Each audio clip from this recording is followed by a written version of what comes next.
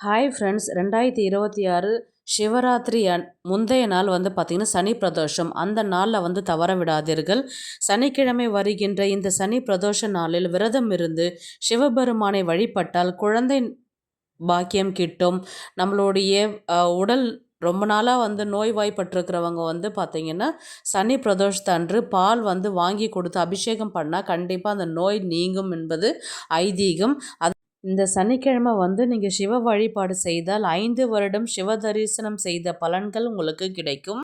நம்மை பிடித்த தோஷங்கள் பீடைகள் விலக சனி பிரதோஷத்துக்கு முந்தைய நாள் சிவனுடைய தரிசனம் பெற்று அடுத்த நாள் சிவராத்திரி அன்று உங்களுடைய விரதத்தை நீங்கள் ஸ்டார்ட் பண்ணும்போது கண்டிப்பாக உங்களுடைய வேண்டுதல்கள் முற்றிலும் 100% நிறைவேறும். அது எத்தனை மணிக்கு ஸ்டார்ட் ஆகுதுன்றதை பார்க்கலாம். பிரதோஷம் ஆரம்பிக்கும் நாள் பார்த்தீங்கன்னா பிப்ரவரி மாதம் 14ஆம் தேதி சனிக்கிழமை அன்று வருகின்றது.